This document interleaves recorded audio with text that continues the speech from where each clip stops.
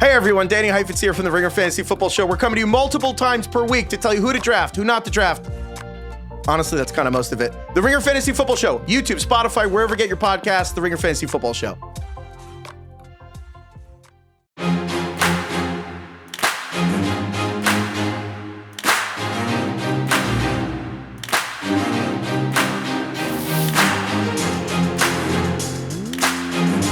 Hello and welcome to another episode of the Ringer NFL Show. We are getting out of context one-on-one clips from the practice field. We are getting pick sixes from rookie quarterbacks that are being overreacted to. It is officially training camp season, Diante. I don't know if your timeline has been inundated with the same reports that mine have. Just the most useless analysis on practice that I've ever seen. And I feel like it's increasing every year. How are you feeling on the first couple of days of NFL training camp?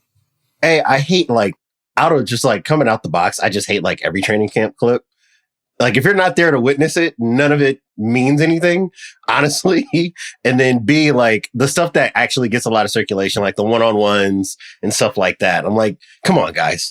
This is literally just the most menial. This is taping free throw practice after an NBA training camp, oh my gosh, look at this guy shooting for him. It means absolutely nothing. But I will say what it is great for, if you're a fan with the gripe against one of your rivals, if you've got old training camp footage that you want to use to weaponize for a narrative, it is very easy to do that because you have no idea when any of this stuff is taped. It's not like it's timestamped. No. So if you just see green and white jerseys out on the field, this looks just like in 2021, a 2021 Eagles practice, just as much as it looks like a 2025 Eagles practice. So what do you got some evil plots cooking in your mind? Are you planning something? Are you going to drop some misinformation on the timeline? I'm just saying, man, as somebody who has been on the front lines of this whole Cam versus Jalen Hurts thing, if I wanted to drop in some old training camp clips because Jalen Hurts wasn't the best practice player for a while, I might be able to get that off and people won't really know the difference. We can't get into the Cam Jalen Hurts thing. That would be a 3-hour podcast. I mean, there have been some interesting things, and we're gonna get to some other stuff. We have the NFLPA drama going on. We have Tyrann Mathieu retired. We have TJ Watt signing an extension. We have Jerry Jones and Mike Brown commenting on their, disgruntled star pass rushers wanting contracts. We have a lot to get to, but there were some interesting things from the first couple of days. One that stuck out to me was Tua Tagovailoa on Tyreek Hill. Obviously, if you go back to last year after the Week 18 game, Tyreek basically says, "I'm out." I think he tweeted that out with the little peace sign. He said, "I'm out." He was hinting at it in the post-game press conference that he didn't really want to be around. And Miami was a team, a work in progress as a team. And he didn't want to be a part of that. He wanted to compete for a championship. But he seems to be back in the good graces of Miami. He wants to stay. But Tua was asked about that and about his relationship with Tyreek. And I feel like we got a complicated answer from Tua. And Tua, to his credit, I feel like isn't the politician quarterback. He is willing to say stuff and willing to air grievances out in public. And he said about Tyreek, he said, when you say something like that, and he's referring to the "I'm out" tweet or whatever it was, when you say something like that, you don't just come back with "my bad." You got to work that relationship up. He's working on himself.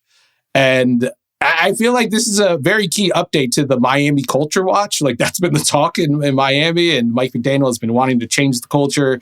I don't know what kind of changes he wants. He wants them to be tougher, I guess.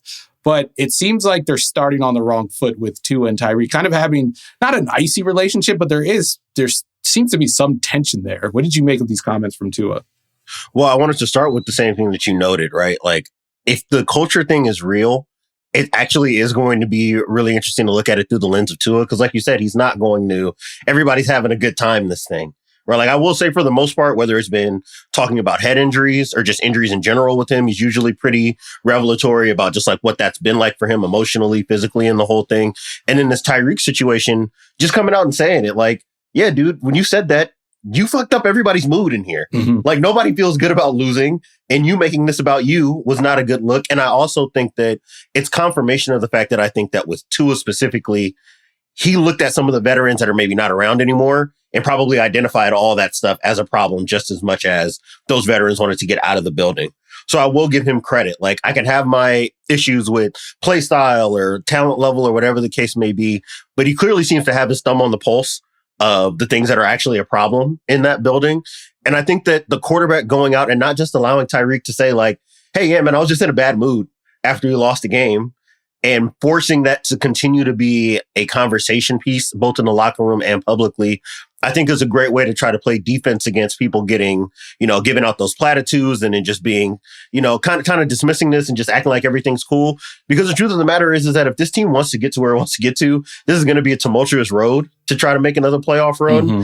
And if they have another cold streak, or if Tua has to miss time, or if Tyreek really is hitting the age cliff and he's not as productive as he used to be, it's going to be an uncomfortable space for everybody to be in. And I like the fact that he's at least pointing it out. The more interesting thing for me is like, what kind of Tyreek are you going to get in training camp? Right? Like, are you going to get the guy who's approaching his age cliff and is busting his ass to try to have another career year or be a driver of culture? Or is this a guy who says all the right things? And then if he gets, if he has a game where he only has 3 targets, you're going to start seeing the moping. Like, this is a very interesting nexus in career for Tyreek Hill to me. Yeah. And one thing that Tua noted was like, it wasn't just him and Tua, it was like Tyreek in the whole locker room. Like you mentioned, like you kind of, harsh the vibes in the locker room, but it's July 23rd. If you had to guess right now, because I feel like there is some inner turmoil, and if the season goes like it did last year, we're going to see a lot of division. We're going to see some public comments. We're going to see maybe some trades, some people leaving the team. If you had to guess on July 23rd, will Tyreek be playing for this team in November, in December? What would you pick? Yes or no? I mean, right now it's hard to say. It's hard to say yes confidently, right? Like, and I'm just looking at the list of things that have happened in Miami, right? You think about all the veterans that have left. You bring in a guy like Micah Fitzpatrick, who was just leaving a situation where it seemed like he kind of felt similarly to the way that Tyreek did at the end of the Dolphins season, where it's like, this place isn't good enough for me. I just look at the mixture of voices. You look at Mike McDaniel, you can only imagine how much pressure he must feel. Even if his job is not necessarily on the line, he can't possibly feel that strongly about the way things are going. You look at Tua's contract and you think about Chris Greer's stability. He could move on from a guy like Tua after this season, and it might not affect his job security. So I think there's a lot of tension in the building, and all that informs, or that's kind of like the lens I'm looking at the Tyreek thing through. And I would not be surprised at all if they come out and they have a rough start, or it looks like they're not going to be in contention in the AFC East at all. If this team gets to the midseason point and they're looking at whether or not this is going to be just more dead cap they've got to eat in order to turn this roster around deeper on into the future. So I'm going to say yes, but probably about as tepidly as you could give a yes in this situation. Yeah, it's, what are we, like a week out from preseason games? Like the predictions right now don't matter. There are no stakes. No one's going to remember these. So I'm going to say he's going to get traded. And I'm going to call my shot like Babe Ruth. He's going to get traded back to the Chiefs. I'm calling it right now. Because I don't know if you've heard Patrick Mahomes. He's talking about the deep ball again. I keep bringing this up. He's so in his head about this deep ball thing that I feel like it's mental at this point. Like, I know we blame the wide receiver situation, but like he's even talking about, he's like, yeah, man, I just got to give these guys a chance. And like, he can't do it for some reason. Like, he's saying it, but he can't do it.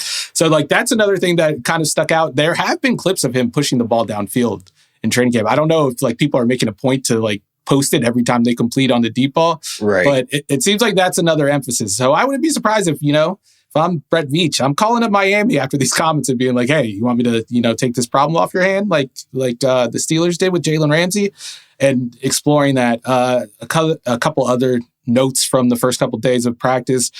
Jackson Dart threw a pick six. I don't know if you saw the video, and yep. I don't care. I'm not going to overreact to him throwing a pick six like it's the first day of camp or whatever. But the crowd reaction, I implore everyone to go watch that clip and hear how the crowd reacts. It just like goes completely silent as the guy is running back the interception. That was a funny one. And then this was like the weirdest thing that came out of the first couple of days. Matt Schneiderman, like a Packers beat reporter, reported that Tucker Kraft, who is a tight end, by the way, took a rep at kickoff returner in Packers practice, which I don't have a comment on. I don't know how to analyze that, but interesting. That's my response. Do you have any response to that? I think if I know football teams the way that I used to know football teams and I was a part of them and being on the coaching side, what that sounds like to me is a tight end who was talking to a special teams coach like, hey man, I can return a kick. I used to return kicks in high school, And it's like, all right, dude, it's training camp. We're going to put you back there. And the moment that you drop a kick, we're going to make the entire special teams unit run gassers. So that's what that sounds like to me more than anything. This just reminded me, just brought back a bad memory. One of my most embarrassing moments as like a Madden player, my brother at one point, I forget what year it was, like 2004, 2005, he put Brian Urlacher at kickoff returner. You could do that back then. Yep. and he returned the kick for a touchdown on me. First time. It wasn't like he got like extra reps at it. It wasn't like Brian Urlacher was like 15th time returning. Like first time he returned a kickoff return on me. I'm still thinking about that years later, 20 years later. But like we'll have a month to overreact to training camp nonsense. We actually have some real news. We have like some very important news. The NFL Players Association has just imploded over the last couple of weeks. I think it started with the Pablo Torre and Mike Florio reporting. Don Van Natta and Kalen Kaler came out with another report kind of on the meltdown, and Lloyd Howell, who led the Players Association, his resignation, which kind of took people by surprise. J.C. Treader, like the player leader of the union, he also resigned after all this fallout. It really started with the collusion news where like an arbiter kind of ruled in favor of the league that there wasn't sufficient evidence that there was collusion among the owners, but he did find that the League Management Council did encourage owners to kind of suppress guaranteed money in contracts. This goes back to like the Lamar Jackson contract negotiation and trade request. It goes back to Russell Wilson's negotiations with the Broncos. So we have a lot of fallout from that, but Lloyd Howell has officially resigned, leaving the Players Association leadership essentially, or leaderless essentially. And I mean, I think there are a lot of important ramifications, but I mostly wanted to joke about this because the details are just insane. I think the news that caught a lot of people's attention, the headline at least, was that Howell charged the union $738 for transportation to a Miami strip club, and then $2,400 for an Atlanta strip club, while I guess entertaining two employees during a union retreat back in February. And I feel like that's the news that finally got people paying attention to this, because like no one really cares about player association and the drama. They usually side with the owners for some reason. But I do think that how this news coming out kind of paints him as the bad guy in the situation. And yeah, like what did you make of this? What is your reading on the Players Association? And do you think like we'll get actual change from this going forward, that we'll get like someone leading this association that has like the I don't know, the courage to actually stand up to the league and get something done for the players? I mean, once you get past the humor of it, right? And like, I don't make any mistakes about this because I'm not in this union.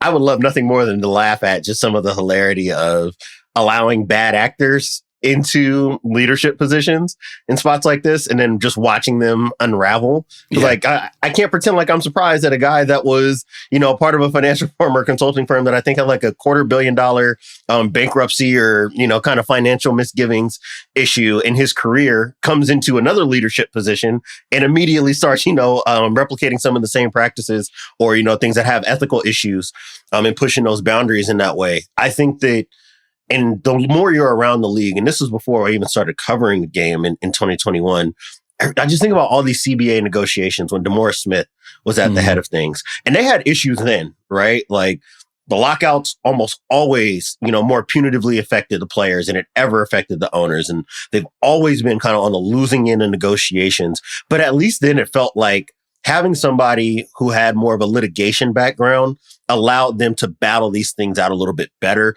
I felt like their public messaging was a lot better a decade ago behind some of these contractual issues, CBA negotiations and things like that. And you read the reporting on them wanting to get a business guy in. And I think that maybe Danny Heifetz made the point, so I'll kind of summarize it. It's kind of like that, the face-eating leopards meme, right? Like, I elected this guy. I never thought it would be my face that the leopard was eating, said person who brought in someone from the face-eating leopards party. I'm like, dude, Lloyd Howell was never going to be your friend. No. This is a guy that has a history of being a union buster. That does not mean that he's going to be friendly to unions. That is the opposite. That was his pitch. His pitch was like, I was on the other side of this. I know what it takes to dismantle a union, and that's why you want me, because I know all the tricks. And like you said, like, no, I'm a leopard that's going to eat your face. And that's exactly what happened. Like, one of the problems with how, like, going back to the collusion case, was he agreed that they were going to keep this confidential, him and the league. And I think they only told a couple of representatives from the association about it, but like the players didn't know about it. There's literally no incentive to do that for anybody but ownership. Exactly. That serves no purpose for the players at all. This is the thing that stood out to me from the Van Natta report. One player said membership liked Howell because he got them to think of the union as a cooperative business with the NFL instead of a thorn in the side of ownership, which That's the fundamental opposite of what a understanding of union's unions, for. buddy. Yes, Fundamental misunderstanding of a union. We're not here to be partners. I mean, and Howell himself basically said that. He said, like, he pitched to the players, like, I'm going to be able to help you make the money work for you. And we're going to work as a business. And, like, you can forget about, like, the actual grievances you have, like, with marijuana, the extra games, the schedule, and all that stuff. Like, we're going to try to make money. And he also ran on a platform, or not ran, but because the process was kind of secretive, the election process, and players didn't really know what was going on. But he said he was going to be transparent. And obviously, he wasn't transparent. And I think it's so easy to blame the players for not being engaged, not like staying up to date on these topics. But like that was the strategy. And Howell allowed the league to do that. They allowed the league to not hand over this information that, yes, ownership was trying to drive down guaranteed money in contracts.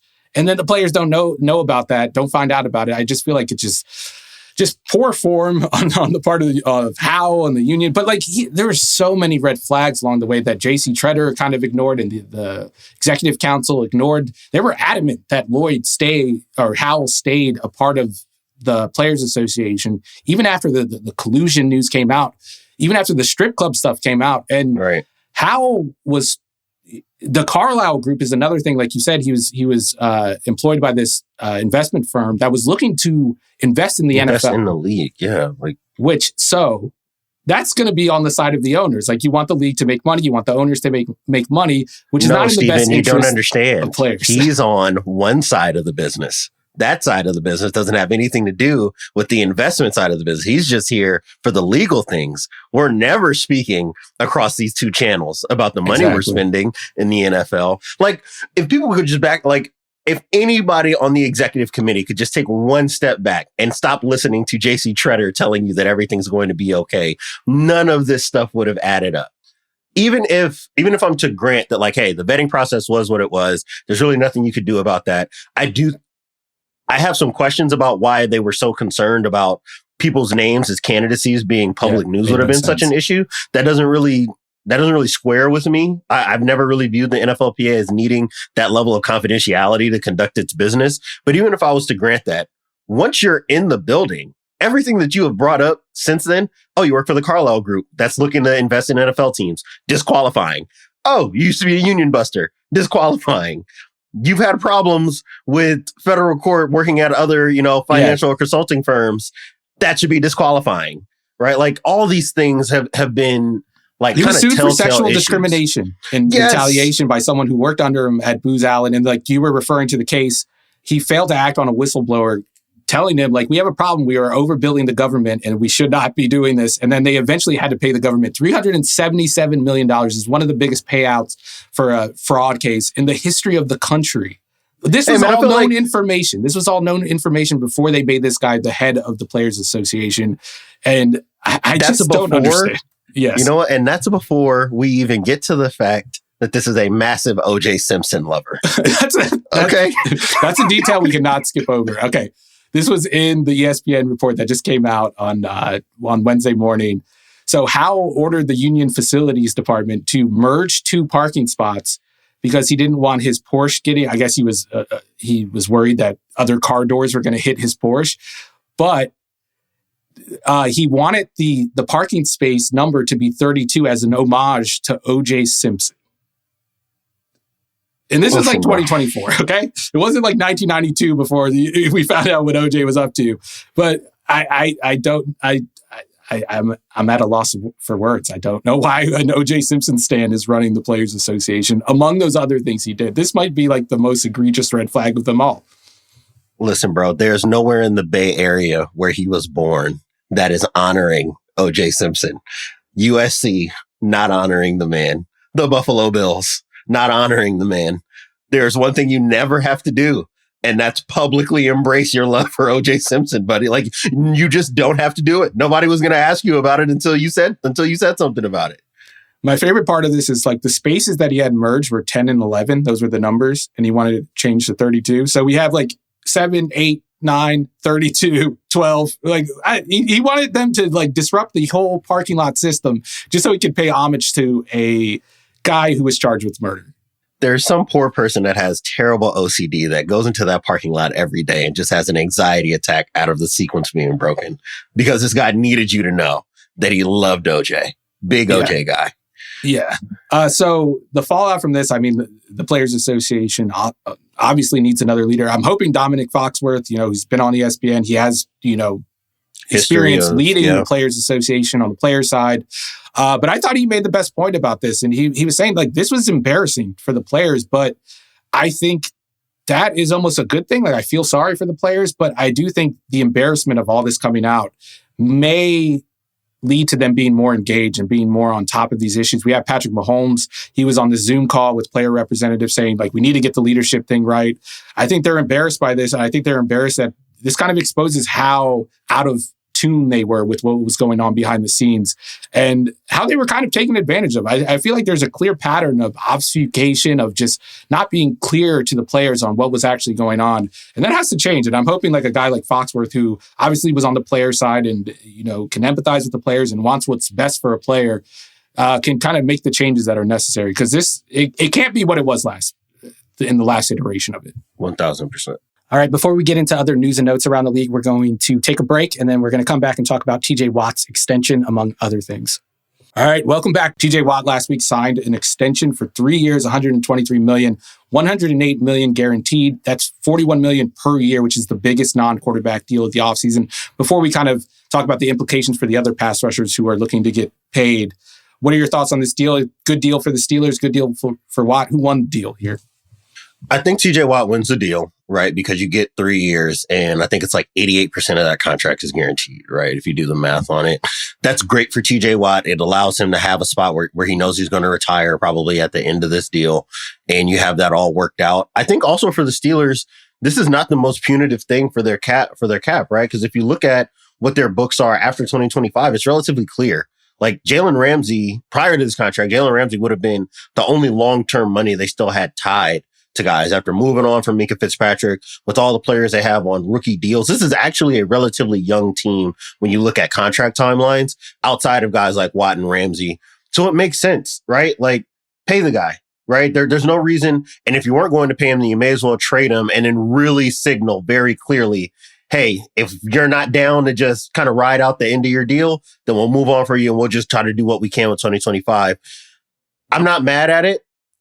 I think that we'll probably have to have some conversations about the Steelers throughout the season. Unfortunately, because of where they're positioned, every week now feels like it's going to be a reflection on every decision that they have made in acquiring talent and the talent that's left and what their timeline is going to be over not just this season, but the next 2 to 3 years. But as far as this contract alone, I think that everybody should walk away from the table happy because Watt has been a big time producer for them, even if he's not that defensive player of the year candidate guy that he was, I would say between like 2018 and 2021. Not only will the team direction be a weekly conversation, it will be discussed on the Pat McAfee show every Tuesday afternoon by the quarterback, which is going to be very interesting to watch. I feel like indirectly the big winner here is the Raiders, who got Max Crosby for $35 million per year. I would take Max Crosby over gets TJ better Watt. every year. Yeah, I know there's a debate to be had between Crosby and Watt and like the impact plays that Watt makes, but I feel like there's been separation between those two over the last couple of years. And Crosby is just one of the best defenders, one of the most disruptive defenders,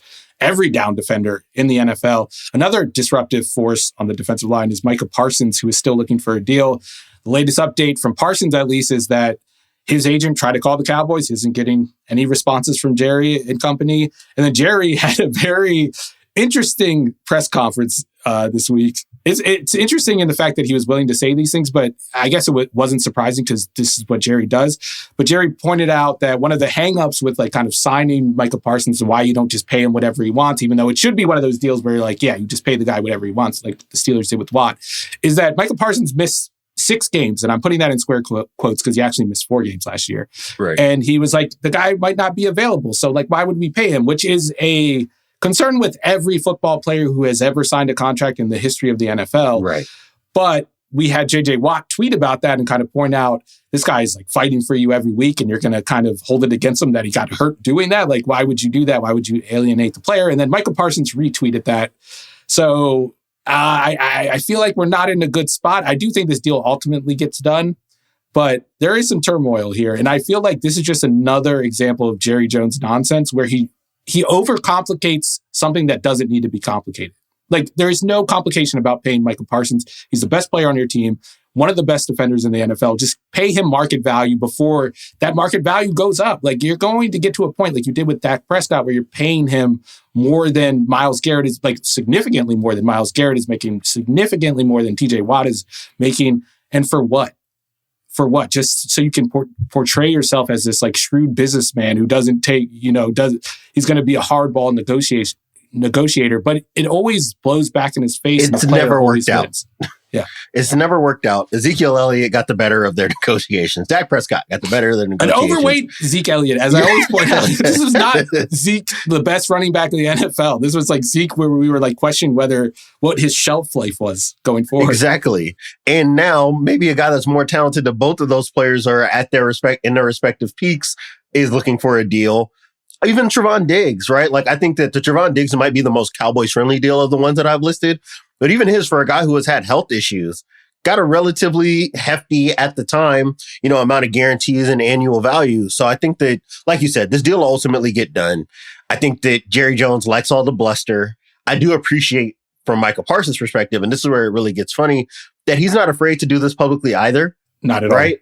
So the fact that he was able to kind of have this kind of impromptu, gathering with media, and he kind of got to speak on what the contract situation is and revealed that, like, hey, my agent, David Mulligetta, has been trying to reach out to the Cowboys. The Cowboys don't want to speak to him. They only want to speak with me. Very funny. Also, that Jerry Jones thinks that right now is the time that you can have this pissing contest with David Mulligetta of all agents. I don't know if that's going to work out for you.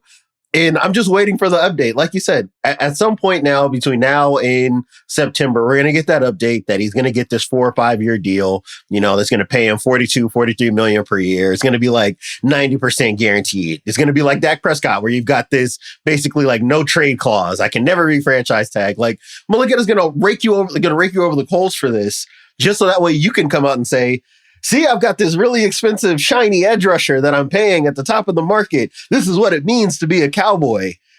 And we wasted all this time up to that point because you could just get the deal done now. I remember last year I wrote a story about Dak Prescott and the negotiations and like the history of Jerry Jones negotiating with star players. I spent a lot of time writing about this, and this was like a couple days before the season, I think. But like you said, like you just laid out, Dak Prescott signs like a couple days before the season. He gets all the money he wanted and maybe even more money. That's how it's going to work out. And then we have another owner talking about a star pass rusher who wants some money, and that's Mike Brown, the Bengals owner. Came out talking about Trey Hendrickson, who did not show up to Bengals camp. The Bengals reported this week, but Trey Hendrickson was in North Florida. And he was basically saying that I think the deal's going to get done. It's just a matter of time. But now that TJ Watt's been signed, and he's been signed for $41 million, and we saw Myles Garrett get signed, we saw these pass rushers are making a lot of money right now. And I don't know if a deal is going to get done necessarily. We had Mathieu, who is on Good Morning Football, who also played with Hendrickson in New Orleans, apparently talked to Hendrickson, and Hendrickson said the offer was egregiously low, like extremely low, which I like reading the tea leaves. I'm assuming like it's somewhere in the 20 millions, maybe high 20 million, which is about 15 million below market value at this point after all these guys signed. So I'm wondering, what do you think? How do you think this deal is going to play out? And if you were the Bengals, would you jump at the chance to sign Trey Hendrickson at a top of the market deal, or would you continue to play hardball like they are? I mean, to me, if I'm the Bengals, if you've walked it out this far, you can't bend now. You can't bend now, right? Like, and if I'm Trey Hendrickson, and I've tweeted about it, obviously I've written about it with training camp storylines and the whole deal, but like, I already did my solid for this organization. Yes. I played on a prove it deal basically for the last 2 years, not just last season. I played without guaranteed money for basically the last 2 years. It was just my game checks. And not only did I play, I produced, at least on sack production alone, as well or better than everybody else in the NFL. Now, does that make him the best edge rusher? No. Like, right, a lot of this is kind of him just tearing off up the field. He's stopping the run, quote unquote, on the way to the quarterback, right? Like, definitely not the best edge setter in the league, but he's getting after the QB and he produced at a high level. And he's basically the only cornerstone player left from those early runs with the Bengals, from that 2021 team that got to the Super Bowl. Yeah. Right, on the defensive end, I should say. So yeah, if I'm Trey Hendrickson, I've played nice with you guys on the assumption that you would make do on the back end. And now, as the Bengals, this is what happens when you ask guys to play on prove it deals. After 2 years of putting together 35 combined sacks, you got to pay me. You got to pay me like a guy who got 35 sacks over 2 years. Yeah, and that means that when TJ Watt gets 41 million, even if I'm not making 41 million, you got to pay me more. You got to pay me 35 plus, and you've got to really guarantee money, right? And I kind of detailed this in the training camp storylines thing, but if I'm the Bengals, not only based on my public posturing can I not bend, at this point, they've structured all their guaranteed money to be done after the 2026 season. If you're Trey Hendrickson, 3 years of guaranteed money is the ask. I'm not playing on your timeline anymore. You're going to retire me as a Bengal and pay me what you're supposed to pay me, $40 million over 3 years. You're going to have guarantees into the third year. And if that's where the sticking point is, then I just don't know how you possibly get this resolved. And now if you're Trey Hendrickson, because an older edge rusher just got paid, you cannot show up to training camp without a new deal, right? Yeah, you have to make the Bengals hurt for this. The Bengals have leverage, though. They drafted a guy in the first round, to play. What's going on with that guy, by the way? I think the last time I was on Instagram, I saw that he's in College Station, in the indoor practice facility. Yeah, Shamar Stewart also unsigned, and Mike Brown was talking about him. And I guess the hang up is how his money would be affected if he got in trouble off the field, which, I don't know. They're trying to set a precedent that's not there. And we have precedent around the league that this sort of deal just doesn't get done. This is not usually included. So I'm on Stewart's side on this part. On this thing, I'm on Hendrickson's side. I don't know if the Bengals are in a position to kind of play hardball with these guys when we know about their defensive problems and how reliant on their pass rush they're going to be this season. I don't know how they're a viable contender without these two players. Well, really without Hendrickson, because Stewart's a rookie and we don't know how he's going to contribute. And obviously his offseason has been derailed by the contract negotiations. But without Hendrickson, I don't know if this is a playoff team, to be honest. It's not a playoff team as it currently stands, just based on the defense. If we're projecting that it's going to be anything like what it was the last couple of years without a Trey Hendrickson available.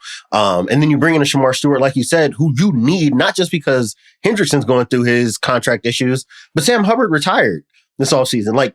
You don't have the edge depth right now. You don't have a number 2 guy you can rely on. Joseph Osai, I think, was a good idea a couple of years ago. Since he's been injured, we just haven't seen the kind of production that I think that some of his advanced metrics kind of suggested early in his career that he might be a breakout guy. He hasn't been that player. So you need a Shamar Stewart there. Obviously, you need Trey Hendrickson. And unfortunately, the owner of the team is putting out quotes like, we're not going to pay a guy to sit in jail. And I'm looking around does Shamar Stewart have a warrant that nobody else knows about? What kind of quote is this? If Baltimore said that about Mike Green, okay, I get it, right? There's a murky enough history to where if that was a sticking point in contract talks, even though I don't like it from a player's perspective, I understand the teams and their angle on this. The same thing with the Bills and Max Hairston, right? Cloudy history when you were younger. If we want to protect ourselves, or if that's the argument between their contract situation, I get that. I don't understand what the issue is for Shamar Stewart. It would be one thing if you said, we don't want to guarantee a contract for a guy who had 4.5 sacks out of college. Right. That would be funny for me. If you said throw him in jail because of his sack total, then I'd be laughing, but no. Exactly. That would be funny for me. But hey, man, you drafted this guy, 17th overall?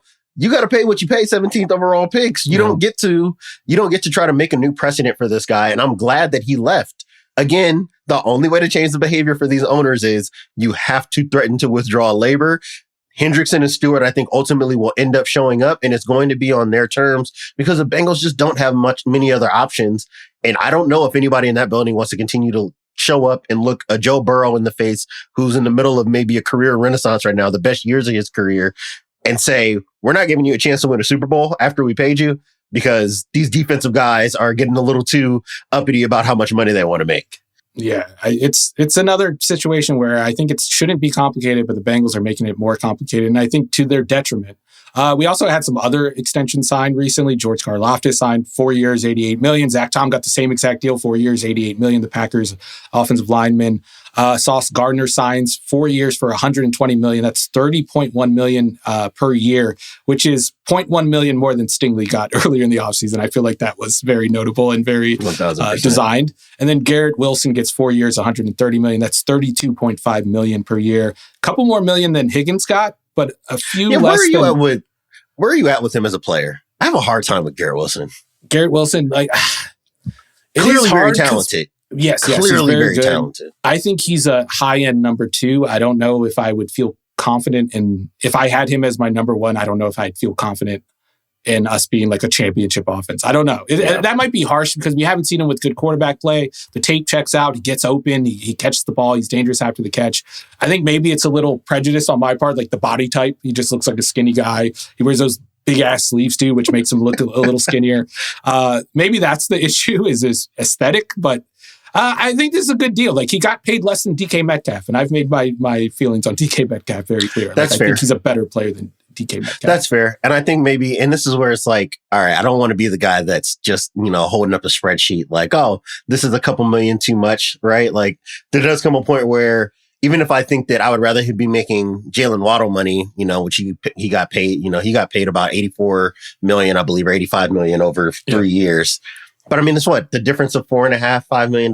Like, I guess you can live with that. I do think that his ceiling is much higher than a guy like Waddle's, or at least, to do this point in their career, given off how they produced throughout their first, few years in their career. I do struggle with what Garrett Wilson as a lead receiver looks like, right? Like, I don't know if Garrett Wilson lead receiver is enough for an offense. And I guess that this year is going to be a great test case in how much you can get out of Garrett Wilson being an elevator for a limited quarterback, especially when you're going to be paying him big money in the future. So it'll be fascinating to see. I think he is a high end number 2. I think it's high end number 2 with really no ceiling as a number 1, which is fine. I just struggle with what $30 million for that kind of player is going to mean for building out the rest of your offense. Yeah, but I feel like when you're the Jets, you're kind of in a hard place just because you need offensive talent. You got to pay good players. Yeah, like, if Malik Neighbors doesn't improve on his rookie season and is kind of the same guy over the next couple of years, the Giants still have to pay him because they don't have any juice without him. So I think it's one of those situations. The Sauce Gardner deal, I mean, I'm willing to overlook last year, but last year was an issue. Like, I would be very concerned. I think he was dealing with injuries, but like the tackling was bad. I don't think he was as good in coverage. So I do want to see him bounce back before I can fully judge that deal, because I think last year could be a confounding. I think that might have been I think he was a little lacked in motivation once things started going sideways. But he's not better than Stingley. And Stingley got 0.1 million less than him per year. So I don't know. That's a good deal for the Texans, I guess. Another bit of news, Tyrann Mathieu retired. Phillip Rivers also retired. I thought he was already retired, but he retired as a Charger officially. I don't know if that delays his Hall of Fame clock. But yeah, just thoughts on Tyrann Mathieu. Like, I think Tyrann Mathieu is one of the best players of the 2010s. I think he's one of the more important players because, like, he made that Cardinals secondary in the middle of the decade, which was one of the more important teams in the league over that span. And then I don't think he deserves enough credit for the Chiefs kind of getting over that hump. I say it's a hump because they had the 1 year where they didn't win the championship when Mahomes started, but then they win it in 2019. He really changed that defense and allowed Spags to kind of get into the too high stuff, the man coverage stuff, and like everything that Spags has been known for over the last couple of years. So Tyrann Mathieu, I just think, is leaving behind a very good legacy in the NFL. What were your thoughts on Mathieu as a player? And do you see him making the Hall of Fame eventually? To answer the second question first, I was literally just noodling on that as you were talking, right? Like, this guy is probably as fringe a case as you can have in the modern era. 100%. Right? Like, I think that sometimes we throw around the terminology of Hall of Very Good almost as a backhanded compliment.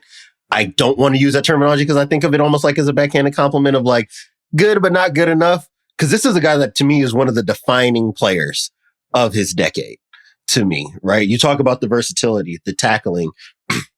You think about all the teams that have tried to get a Tyrann Mathieu-esque player, right? Like, people aren't trying to find a Jamal Adams player. Jamal Adams was brought into the league to be a Tyrann Mathieu type of player, right? Like, he is his own archetype. Budda Baker, in a lot of ways, is in the Tyrann Mathieu archetype. Like, safety slot corner archetype. 1,000%. A guy who can blitz, an undersized guy who will show up and fit the run, who can go play the ball in the air.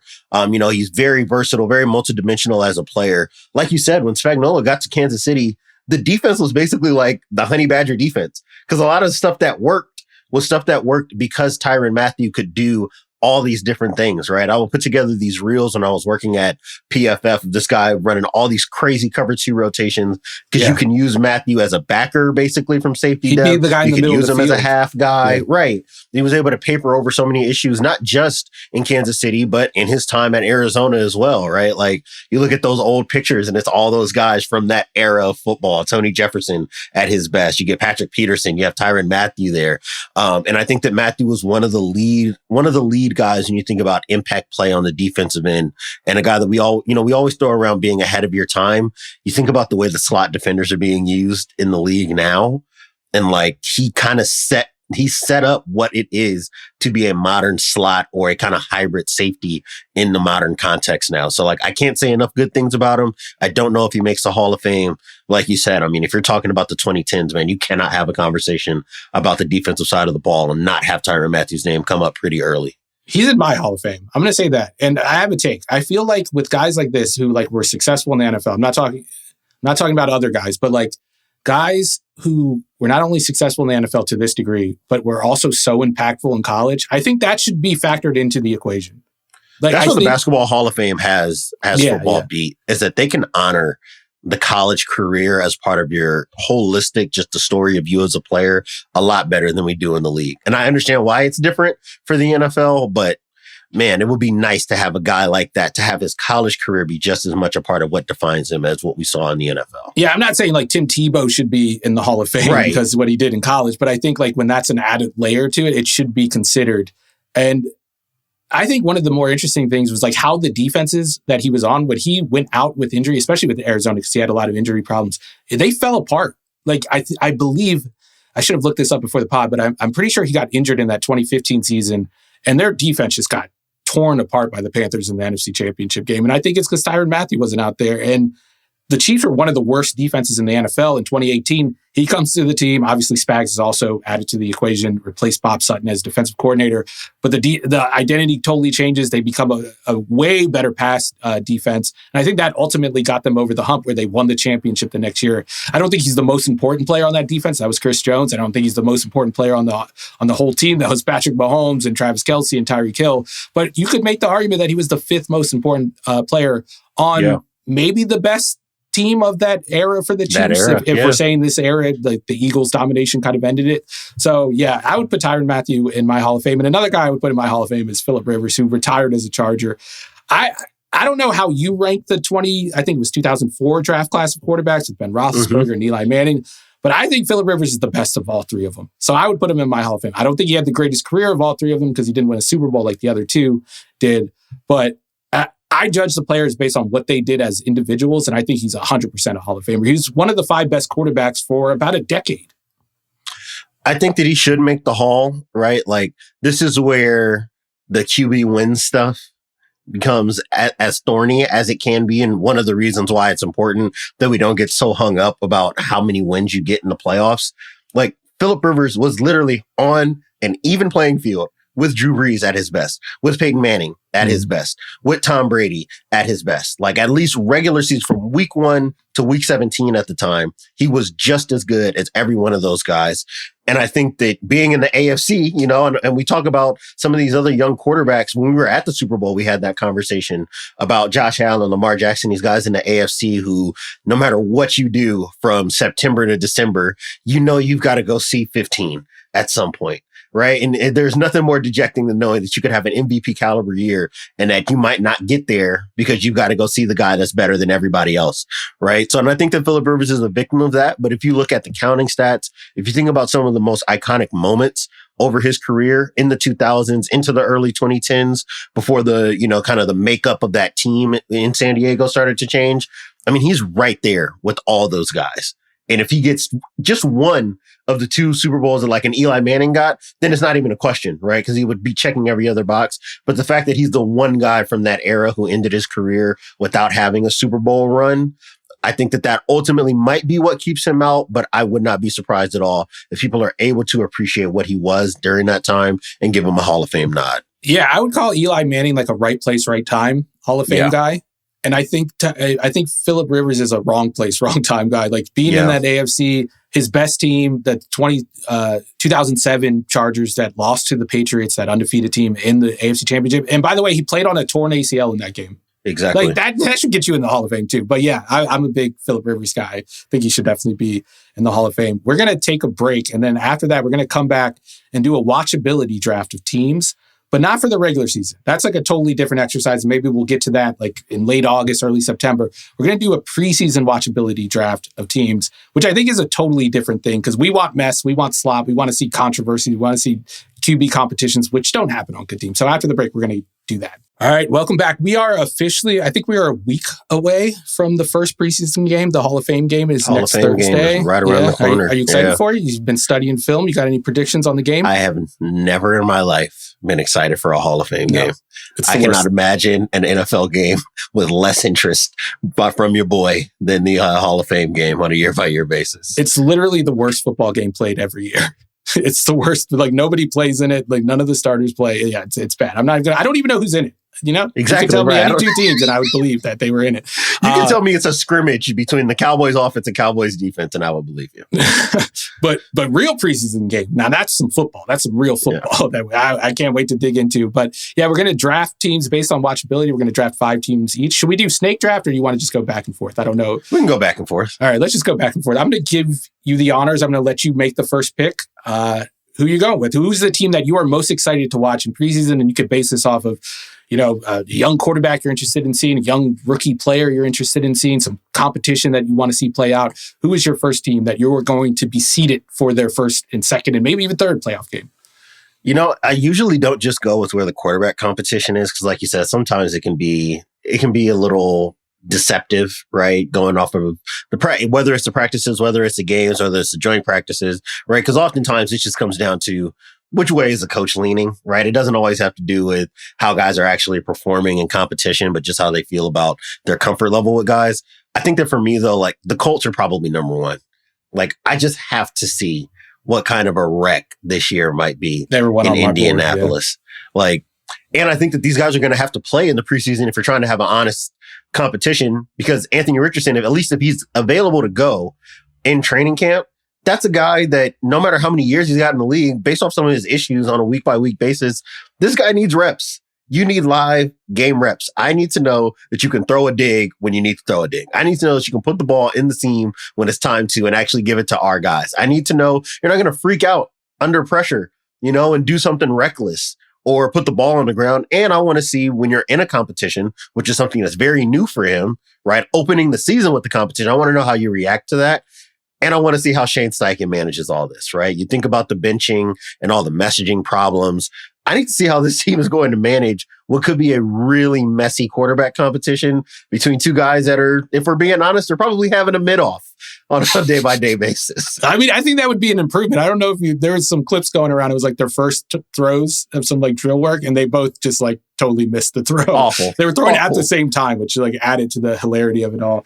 But I do think Anthony Richardson, his performance of preseason will be informative just because his issues are just so blatant. Can the guy complete a pass? Can he complete a short pass? And if he checks that box and I'm not saying he has to be Joe Burrow accurate, but if he's I don't know, the 25th most accurate quarterback, we can work with that. That's something I can work with. So I think we will be able to tell based off that. And I'm not interested in watching Daniel Jones play preseason football. I'm not interested in watching him play regular season football, but I do think the competition will be interesting to watch. By the way, Chris Ballard, year 9 GM of the Colts, is preaching patience. Patience. Patience. Just get couple more years. You can't judge job, me now. Man. The best job in sports, man. The GM who's has it in with the owner. I know they're obviously changing owner, but he had it in with Irsay. Best job in sports, because you're never blamed. You're just never blamed. Chris Greer, Terry Fontenot, you just get to hang out, right? At this point, you're just showing up to the office. As long as I'm well dressed and I keep a smile on my face, I don't think the owner really cares what I'm doing around here. No, it's living the dream. They're basically doing, I know they're doing actual drafts, but it's imagine you got paid just to sit around and do mock drafts and make bad decisions and hand out and do what we do on Twitter and complain about contracts and stuff. All right, my pick. I'm looking at my board right now. The Colts were the first off my board. I'm going to go with the Browns. Okay. This is this is definitely watching a car accident. Yes. I don't think the quarterback play is going to be good, but I will be watching from minute 1 to minute 60 every Browns game, just because of, you have Shedeur Sanders, who I guess is 4th on the depth chart, the most intriguing 4th string quarterback we've ever seen in NFL history. You have Dylan Gabriel, whose name I almost just forgot, even though he was technically drafted ahead of Shedeur Sanders and sits ahead of him in the depth chart. We have Kenny Pickett trying to reprise his role as, try to get back to that first round magic that he had with the Steelers. Then you have Joe Flacco, who's still doing it. I thought Joe Flacco would retire 10 years ago. And he's still out He's there. not the oldest guy, but even compared to Aaron Rodgers, I feel like he's the most ancient playing QB that we're going to have in the league this year. He doesn't move at all. Like Aaron Rodgers kind of plays like Joe Flacco played during his prime now. Like he just doesn't move. Yes. I remember the talking point in Baltimore when I was living there during like the heyday of the Flacco elite era. It was like, does this guy actually like really care about football as much as these other quarterbacks? And somehow he's still playing. He's outlasted all these other quarterbacks. So yeah, I'm interested in seeing that. I mean, the rest of it, I don't really care about the Browns, to be honest. I guess I'm just most fascinated about like, how do you even logistically put together an honest quarterback competition with this many guys that you want to get a look at, right? Like, do you give them each a quarter every game? That's what I'm like, rotate. Do you actually play Joe Flacco in the like? Are you actually going to glean anything interesting from a 38-year-old Joe Flacco in preseason action? Probably not, right? And now what you're going to see is Kenny Pickett basically like trying to hold off these young guys from getting him cut. Basically, because you're not going to keep all four of these guys. No. I don't think Kenny Pickett does you no good as a practice squad quarterback. If you've got two rookies, you'd probably rather have those two guys if they can beat them out for the spot, right? And you're not going to have them as an emergency QB in that scenario either. So now it's like a desperate Kenny Pickett in preseason ball. We have an opportunity to see interceptions that we've never seen before, right? And I can't wait for it. I really can't wait for it. No, it's going to be intriguing television. It's going to be like watching a car crash, like you compared it to. All right, so I got the Browns, you got the Colts. So who's your next pick? Next one I'm saying in the AFC, I'm going with the Raiders, and this is really like Chip Kelly specific, right? Like I think about just what it was at the end of Philadelphia, where like every defense just knew, oh, if you're in this formation, these are the two runs you've got. This is the one play action you've got. Here are the three drop back passes. They had mesh, and then they had like the mesh where like the pivots, they run the pivots out. Mesh. Exactly. That was his counter. Exactly. I mean, he basically turned into like an old school air raid coach where it's like, oh, we only run 8 plays, but if we master these 8 plays, no defense can stop them in the NFL very quickly. Reminded him that that's just not how this works at this level. Even in San Francisco, right? Like, we saw a very bland, very stagnant version of his offense before he left for the college ranks. But if you watched him once he got to UCLA, certainly this last year at Ohio State, I think we saw a guy that really spent some time in the lab trying to figure out what the next iteration of the Chip Kelly offense needed to look like.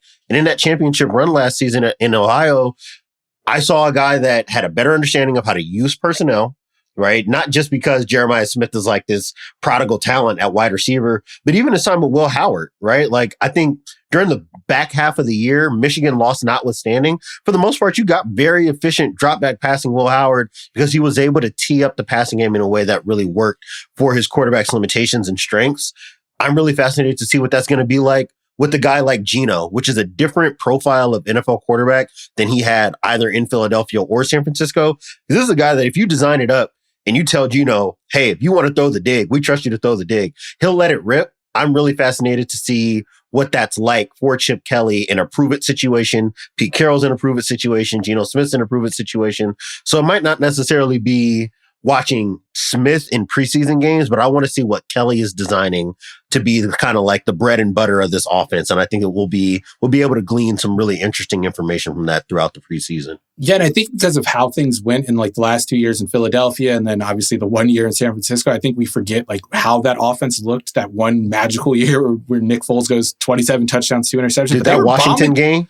That Washington game on Monday Night Football was like something I'd never ever seen in the NFL. Yeah, and like they never really got back to that. I remember like the swinging gate formation. They were busting that out. They were hurrying up. Like it just feels like he like had those ideas and then like stopped using them. I don't know how it went. But like when Nick Foles got in there later in the year, they were bombing the ball downfield. I remember that Raiders game where I think Foles threw for 7 touchdowns and like Riley Cooper was catching touchdowns. Yeah, what a guys remembering dudes. That's the name for guys. That's a bad one. That's the only way to lose remembering guys is by bringing up Riley Cooper or OJ Simpson. OJ Simpson, right? Those are the two losses. But no, they were bombing the ball downfield. So I'm really interested in seeing how that looks and how Geno Smith kind of operates in that offense. I feel like they're going to be an interesting team to watch all year long. They were also on my board here, but I'm going to have to pivot now because of that. I'm going to go with the Bears. And I just want to see what the offense looks like and how it compares to Ben Johnson's offense in Detroit. Are we going to see under center? Are we going to see more shotgun? I know we're not going to see the offense, obviously, but we're going to see some base plays and maybe like the stuff that they kind of major in on first and second down. I'm really interested to see how that looks and how Caleb looks in year 2. Is he going to be more accurate on some of these throws? Is he going to be missing throws downfield like he did last year? And how does he look on the under center drops, like the footwork? I know he got some practice with that, and I thought he's pretty good with it. Like, I thought he was very convincing with his play action fakes, and like attention to detail was there. But I want to see how it looks in the Ben Johnson offense. So yeah, that's really the only reason I want to watch. I don't really have interest. No, I mean, it makes some sense. And like you said, he's given a lot of quotes. He gave a lot of quotes right when he was hired, right? Like, don't expect a 1-for-1 copy of what you saw in Detroit. But then you look at the depth chart, and it's like, I mean, you went out and drafted Colson Loveland. Cole Kmet does merit getting a lot of playing time, even if you don't think he's an actual top tier tight end. Like, he is a functionally usable 100%. Tight end, both in the passing game and as a blocker. And I think Loveland's going to need some time to learn what it's like to be an NFL tight end anyways, even though he has a pretty versatile skill set. You bring in all these veterans on the interior of offensive line, probably to do some run game stuff that you did in Detroit. Like, yeah, it might not be as much like under center stuff, because that's just what Jared Goff's deal is, a little bit more comfortably, is under center runs to play action passes. But I think you're pretty clearly trying to build maybe a more spread version of that. And I don't think there's anything wrong with that either, right? Like, to me, I understand why you don't necessarily want to set an expectation, because Detroit's offense was just gangbusters basically for the last few seasons. So you don't want to mention that and have people conflate the scheme of the offense with the expectations of the performance of the offense. But to me, the best way to use these guys is exactly what you had then. You want to use, I think, DJ Moore as your kind of movable chess piece, a guy that can run a bunch of option routes. You can get the ball to underneath. You can design touches for, similar to what they did for Amon-Ra St. Brown. And to me, you want Rome Odunze to be a guy that you can go challenge on the perimeter, the way that I think they always hoped that a Jameson Williams might turn into. And, you know, they ended up bringing in a host of other guys to be a true X in that way when they found out that JMO maybe just couldn't kind of handle that kind of use, and they use him more as kind of like your design shot play player. So I'm really fascinated to see what that works out like. Like you said, we're not going to get the full menu in the preseason, but the use of tight ends, I'm really interested in. What you show me in the run game. Is it more under center? Is it more gun? What are you actually trusting Caleb Williams to go out and execute in the preseason context? That's the stuff that I think will be really important for us, just to try to set the table for what the Bears might be on that side of the ball this year. Yeah, 100%. Yeah. I want to see Caleb Williams. I feel like he was like one of the highlights of the preseason last year. He made a bunch of highlight reel throws, and I think we're going to see something similar. So that will be exciting to watch. Who is your third pick? My third pick here, I'm going to the NFC 2, and this one is less about the offensive side of the ball, right? Like, this is probably my only defensive pick. I'm going with the 49ers here. And to me, this is about the guys that are going to be playing in the preseason. With all these offenses and quarterbacks, a lot of this is kind of conditional on, hey, we know we're only going to see this maybe for a quarter at a time per week. And the rest of what we're gleaning is going to be from these training camp practices. For San Francisco, for the young guys they're bringing in, for some of the fresher faces they're bringing in, for bringing back Robert Saleh to be the defensive play caller, I want to see what that looks like, totally separate from the players that we know and trust. I don't need to see Diamador Lenore. I know what he is as a corner. I obviously don't need to see Fred Warner. That's the best linebacker in football. You don't have to do anything. I want to see Micah Williams in every preseason game. Are you able to get after the passer now that your ankle is healthy, right? Presumably. I want to see Alfred Collins, right? Can you really take on double teams? Are you going to be an anchor point in the middle of this defense that's going to allow Fred Warner to move more freely? And then some of the younger, less proven pieces, right? D. Winters has been in and out of this lineup a bunch in his time in San Francisco. There's going to be a lot on your plate now, being the number 2 linebacker now that Dre Greenlaw is gone. So I'm interested in that. You know, you've got your Malik Mustafa whenever he's able to go, if he is able to go in this preseason. I haven't looked to see what any updates are on his health. Trey Brown is a new face playing in the nickel. So, you know, even Jair Brown, he's flashed a lot. He's also had some health problems, but when he's been out there, you've seen a guy that would inspire enough confidence to let you know that maybe you can move on from a Talanoa Hufanga and it not totally cost your defense. So yeah, there's a lot of question marks up on that side of the ball. Those guys are going to need to play. And I want to see if Saleh still got it as a defensive play caller, right? Say. Like, if you put the colors back on that you had when you were at your best, are you able to summon that again? So that's really what I'm looking for more than anything. Yeah, I think the 49ers are always an interesting watch. I think they're going to be one of the more fascinating teams in the regular season too. So looking forward to that. I'm going to go with my third pick. I guess I'm going to be the one that does it. I'm going to take the Giants. I'm going to take if the Browns are the messiest quarterback situation, this is definitely the second one. And I don't know how much we're going to see of Jackson Dart, Russell Wilson, Jameis Winston.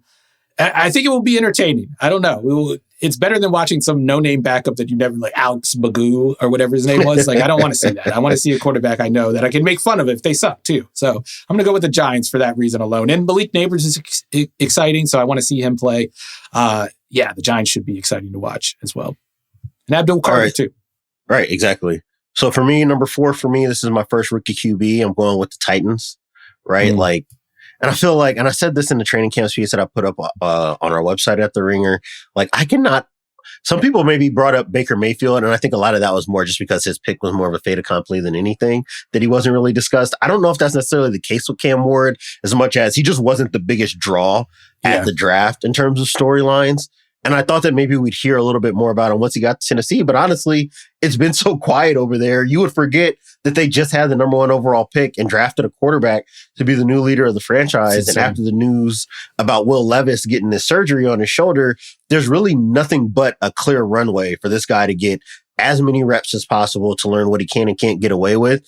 I don't know if we can expect a CJ Stroud level rookie year. You certainly wouldn't expect just athletically for him to be as impactful as Jaden Daniels was this past season. But off play style, I've made the comp to Jordan Love, even though he doesn't have as strong an arm. I've made the comp to Ben Roethlisberger in terms of pocket movement and kind of the risks he's willing to take, at least a young Ben Roethlisberger as a comp in that regard. I want to see that style of play in a Brian Callahan offense, because that's a lot of what made Joe Burrow work so well in Cincinnati, right? And if Callahan is going to try to replicate that in Tennessee with this quarterback, I want to see Cam Ward in the gun. You're going to get a bunch of dropbacks. You're going to have to take some chances to make this stuff work. What can you get away with? What can't you get away with? And just how does that kind of play style coming from Miami articulate itself in the league when you're going to have a limited wide receiver core outside of Calvin Ridley, and you're probably going to have to score a lot of points if you want to be in the game based off this defense's limitations as well.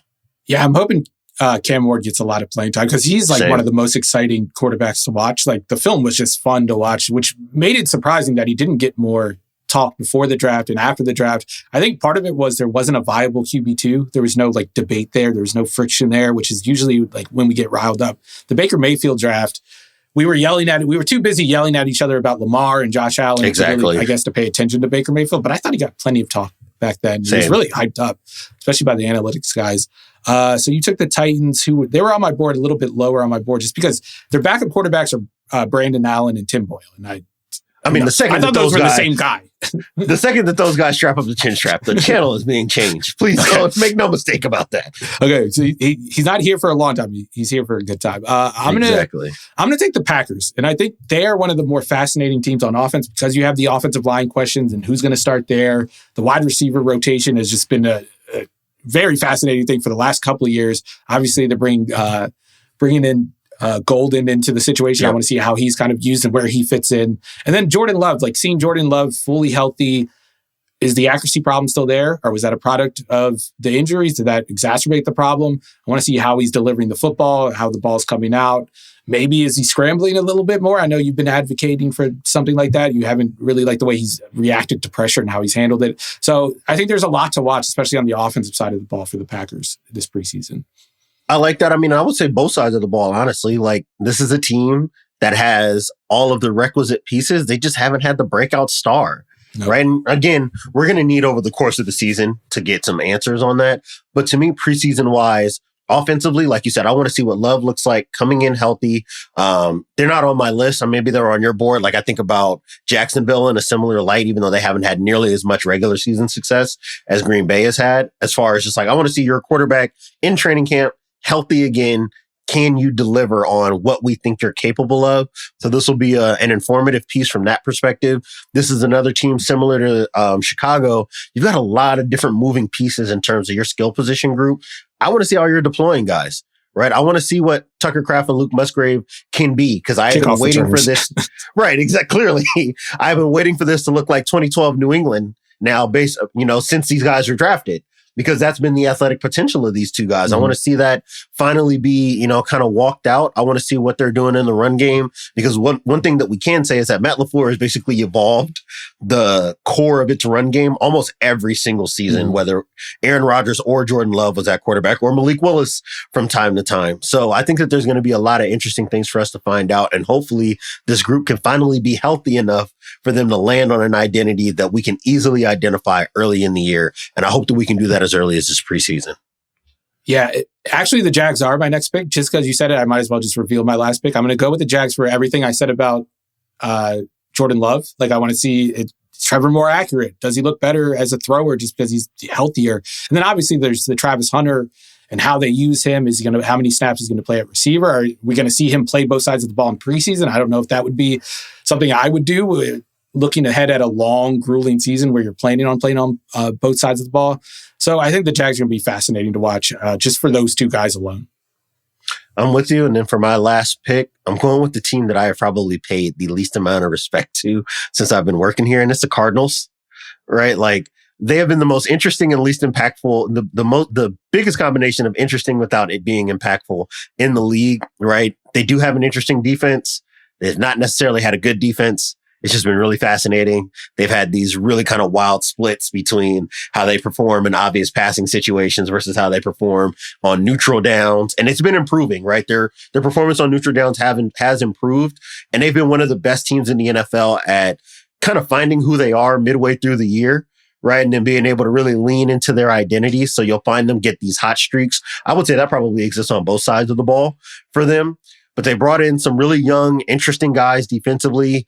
In terms of Walter Nolan, right? I want to see what he looks like. That's a guy who, when he's locked in, can be as good as any defensive tackle that was drafted this year. Will Johnson has a strong pedigree. Obviously, a lot of health issues. So I want to see him in the NFL. Yeah. Exactly. And I want to see this guy finally show up and be the player that I think he can be based off his best tape at Michigan.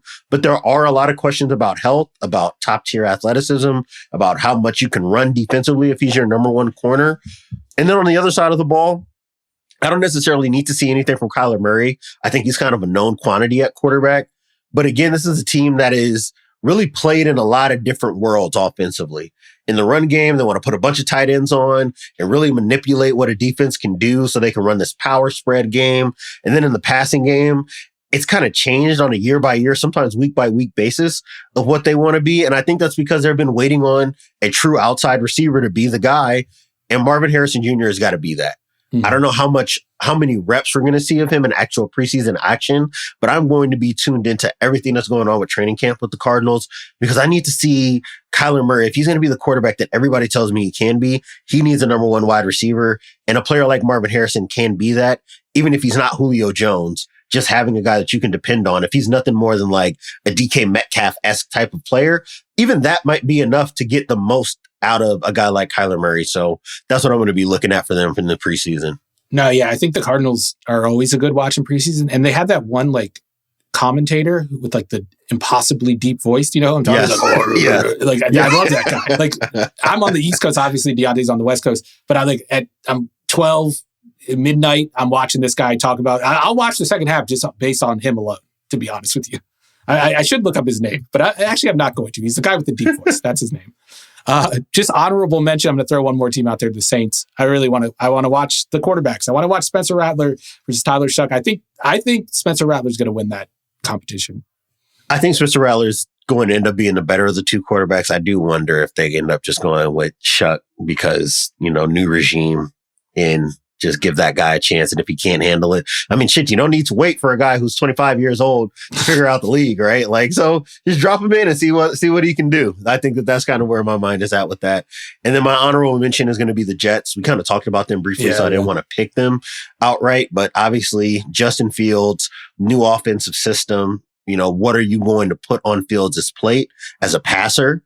Right. Pittsburgh, I think, had a really hard time trying to figure out how much they could trust him with. And if we're being honest, if you looked at the tape in the first 2 or 3 weeks of the season, the way he was working through progressions did not always look like the guy that you could put a lot on the plate of. So I'm fascinated to see what that's going to look like. But they have all the pieces to be kind of like Cardinals East right? Like their quarterback's not as good as Kyler Murray. Justin Fields not as good as Kyler Murray. But you think about the run game. You think about this tricky defense, trying to figure out how to attack. You think about the fact that they can be explosive. If you look at how much athleticism is in their backfield, I'm really fascinated to see what they want to do offensively. And I think that we can get some good information out of them because they have a lot of unproven commodities on that side of the ball. Yeah. It'll be interesting. They're another team where it's like, how much gun are you running? How much under center are you running? Obviously, they're dabbling in the Sean Payton style of offense. So yeah, that's going to be interesting to see just how they align, basically. I don't want to watch them after the snap. I'll watch them before the snap, but I don't need to see. They have a hell of an athletic offensive line, right? Olufashanu, great athlete. Armin Mimbu, great athlete. Elijah Vera-Tucker, when he's healthy, can be a really strong guy in the interior. Even John Simpson, when he's been available, he's played at a pretty decent level. And Joe Tippmann, I think they have a no weakness offensive line. I want to see them really kind of let those guys loose and let them be the engine of this offense and see where that leads. The run game could be very interesting. I'm really fascinated to see how they kind of weave the run threat of Justin Fields into this offense, which like this offense typically hasn't had that style of quarterback in the past. And like, I don't think the Steelers really leveraged it enough with Justin Fields when he was out there early on. So just to recap the draft, you have the Colts, Raiders, 49ers, Titans, and Cardinals. I have the Browns, Bears, Giants, Packers, and Jags. All the other teams, the other 22 teams in the NFL, we don't care. We're not watching. Sorry. I'm with you.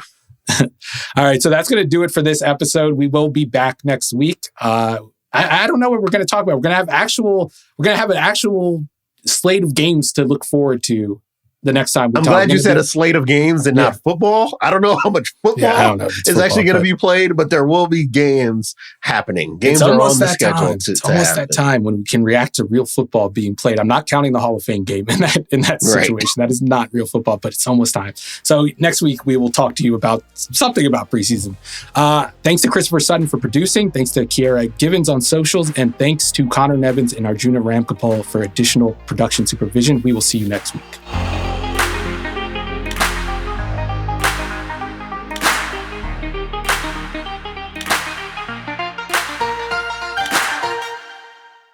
Must be 21 plus and present in select states. For Kansas, in affiliation with Kansas Star Casino, or 18 plus and present in D.C. Gambling problem? Call 1-800-GAMBLER or visit rg-help.com. Call 1-888-789-7777 or visit ccpg.org/chat in Connecticut or visit mdgamblinghelp.org in Maryland.